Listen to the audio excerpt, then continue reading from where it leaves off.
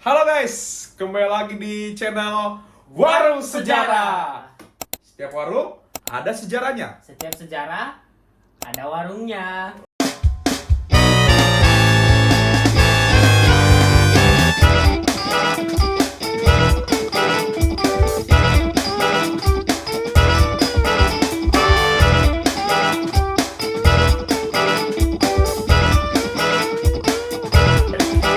Oke, Kak Jeff. Gue mau cerita sih tentang Cerita. tentang Agus. Agus. Bukan Agus yang itu. Iya, Agus yang mana? Gue taunya Agus akhir-akhir ini itu doang tuh. Enggak, kalau Agus yang sudah kita dengarkan cukup menarik ya. Cukup viral lah ya, Viral cukup gitu booming. kan. Tapi aku bukan Agus yang itu. Agus yang mana tuh? Dia itu seorang tokoh gereja gitu yang mempengaruhi pemikiran pasti tahu lah ya kalau kekristenan itu John Calvin, Martin Luther. Oh, kayak bapak-bapak gereja lah. Iya, Oke. pandangan dia itu nanti mempengaruhi orang-orang besar itu. Oh. Nah, jadi lu mau tau nggak kenapa gua sangat terinspirasi banget sama orang itu? Jadi dulu gua pernah punya satu pertanyaan, aku nggak usah sebutin lagi gitulah ya pertanyaan apa-apa. Jadi Jodoh apa sih? adalah pokoknya Oke. ya. Jadi Apa? nah, aku punya pertanyaan itu, aku baru dapat jawabannya itu selama setahun. Tanya sampai jawaban setahun. Itu Aku bertahun apa nanya lu? kurang lebih seperti itulah ya, Buset. apa aja. Itu Nah, apa? jadi pas aku kan cukup suka baca gitu ya. Oke. Aku baca, nah ternyata si Agus ini, Agustinus ya, yang aku mau maksud ini adalah Agustinus. Agustinus. Nah, aku baca kisah dia itu menarik dan cukup relate dengan apa yang pernah aku alami gitu. Nah, aku pengen share inspirasi apa yang aku dapat dari pembacaan itu. Nah, jadi singkatnya dia adalah orang yang sangat terkenal gitu, orang besar. Badannya? Bukan dong, karya-karyanya. Oke, karyanya. Oke. Terus hidupnya dan segala macam lah, ada beberapa. Nah, jadi dia ini seorang, bisa dibilang seorang filsuf, seorang teolog dan bapak gereja gitu. Terus filsuf teolog Banyak sekali dan memang seterkenal itu. Agustinus. Nah, Oke, pernah dengar gue. iya, jadi dia itu kalau nama aslinya Aurelius Agustinus. Oke. Dia lahir dari keluarga yang cukup unik sih. Uniknya? Karena ayahnya, yang bernama Patricius itu pagan, penganut pagan. Sedangkan ibunya adalah kebalikan dari itu, dia seorang Kristen yang taat. Oh, jadi hubungan beda agama nih? Betul. Nah, gimana tuh? Jadi ya sudah, singkat cerita karena si Agustinus ini besar, akhirnya dia menempuh pendidikan di satu sekolah yang ternama gitu di Kartago. Jadi dari situ dia belajar tentang seni, retorika yang maksudnya dia ahli dalam retorika persuasif itu, dia sebagai dan dia mengajar, dan yang lebih gokilnya dia umur 30 itu sudah menjadi seorang profesor. Oh, jadi dia 30 tahun udah ngajar, udah profesor bahkan? Udah profesor. Buset, gue ini gue baru mau 30 masih ngapa-ngapain nih. Nah, terus jadi makin seru di dalam kisah dia ini, ternyata dia punya kisah yang gelap gitu. Oh, kisah gelap. Oke, gue gak mau bilang ada lampu, pasti bukan itu. Gak ada lampu. Terus. Nah, jadi dia pernah punya kekasih dan mereka berhubungan selama 12 tahun. Wih, lama juga. Dari hasil itu dia mempunyai seorang anak yang tentunya itu di luar nikah. Itu sangat kelam dan backgroundnya adalah dia seorang filsuf. Dia menganut Manikeanisme. Jadi singkatnya paham itu adalah sangat rasional sekali gitu. Oh, jadi si Agustinus bukan filsuf Kristen, tapi itu yang Manikeanisme lu bilang? Iya. Nah, tapi dari sisi lain juga, ibunya itu tetap menasihati dia terus. Keren sekali gitu, kayak dia sudah tahu Agustinus orang yang bisa dibilang udah bebas dan tentunya kayak bisa hidup punya- mandiri lah ya, udah mandiri punya gitu. mandiri. Dia punya harapan yang sangat besar. Dia mendoakan Apa si itu? Agustinus ini dan menasihati supaya dia mau baca Alkitab, dan mau bertobat gitu. Tapi sayang sekali Agustinus itu gak menganggap nasihat dari beliau itu. Malahan dia menganggap bahwa orang-orang Kristen itu adalah orang-orang yang sangat bodoh, karena bagi dia isi Alkitab itu dongeng, nggak rasional gitu. Jadi buat apa dipercaya, dan apalagi lu baca terus lu ngikutin ceritanya cerita itu, kau hidup seperti itu. Bagi dia itu sangat-sangat bohongan lah ya. Ya, nggak rasional. Nah, Tapi maknya tetap sabar tuh. Sabar, dan itu dia sangat tekun tetap mendoakan dan menasihati anaknya itu.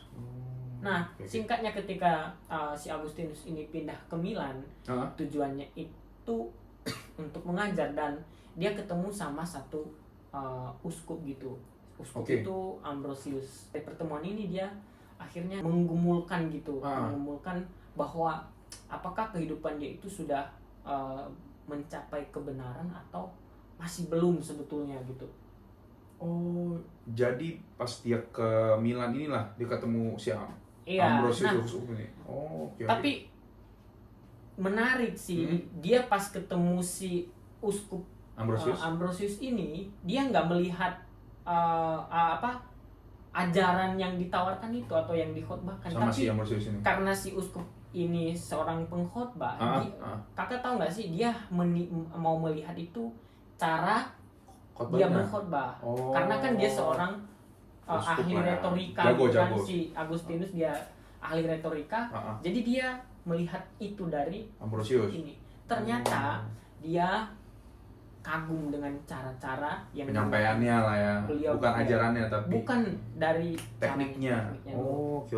Nah, tapi karena semakin mereka sering ketemu interaksi, dia juga mulai melihat kehidupan pendeta ini atau uskup ini.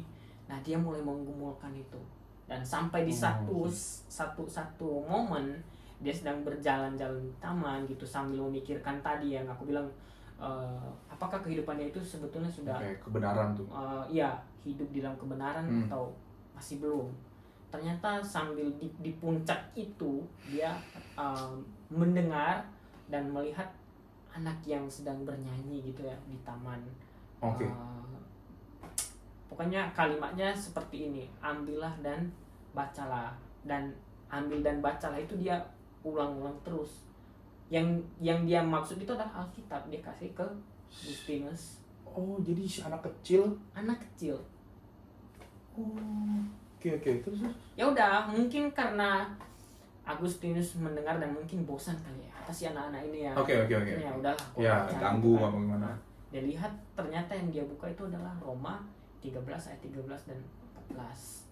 Yang bunyinya itu marilah kita hidup dengan sopan gitu, dan kita banyak kurang lebih seperti itu, kita menjaga tubuh kita dan menjadikan Kristus sebagai senjata kita untuk hidup gitu.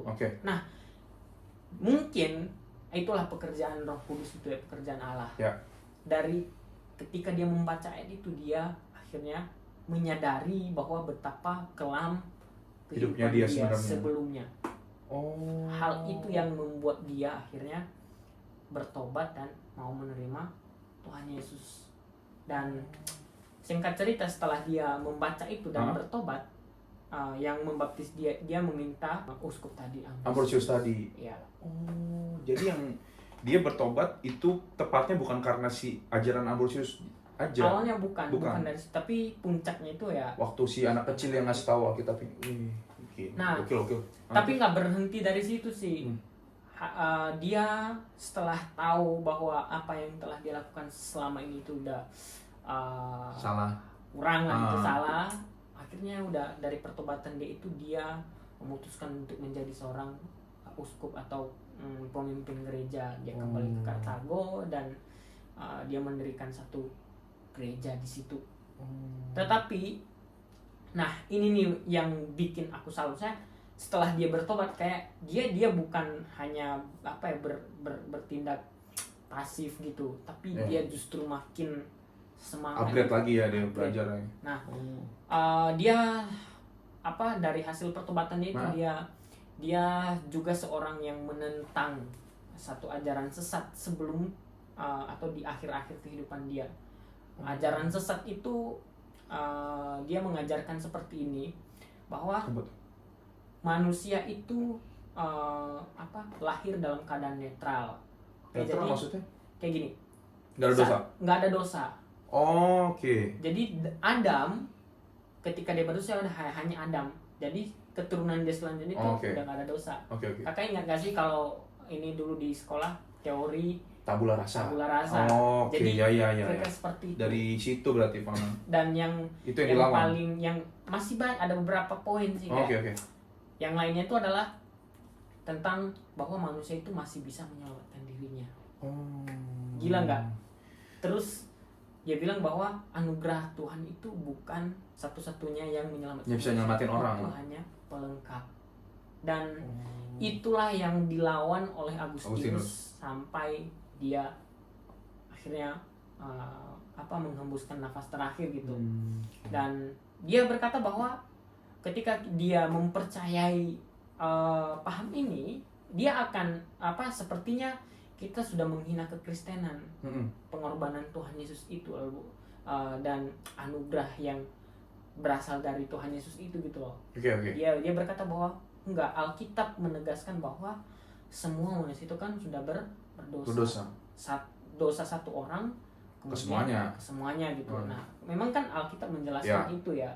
Nah, itulah yang terus digaungkan sama si Agustinus ini sampai dampak daripada ajaran dia itu kemudian di satu konsili sekitar 430 atau 451 di Efesus itu akhirnya mereka mengutuk bahwa ajaran yang dia lawan tadi, ajaran Pelagian gitu, itu adalah ajaran sesat.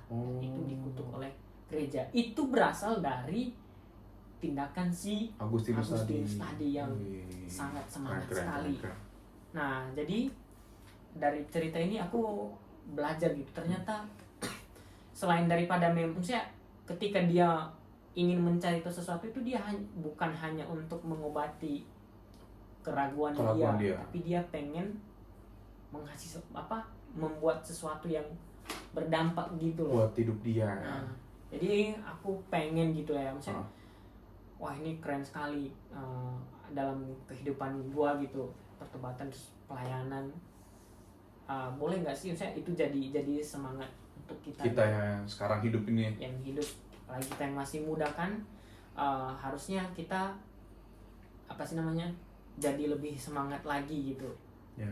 Oke, gue dari cerita ini gue jadi mikir gitu, kalau memang ternyata pemilihan Tuhan dalam hidup orang itu gak pernah ngeliat masa lalu dia ya. Lah Agustinus coba ngelawan maknya, udah namanya tetap doain, kasih nasihat, tetap aja keras kepala, tapi pada akhirnya dia percaya kepada Kristus. Dan gue yakin anugerah sih, gak suatu kebetulan itu anak kecil ngasih Alkitab sama dia, dan gue yakin itu cara Tuhan sih untuk memanggil orang percaya. Gue jadi gue dapat suatu belajar hal yang baru, kalau ternyata ya gue sebagai orang Kristen, ya gue udah lahir Kristen ya, harus tetap juga gitu, meskipun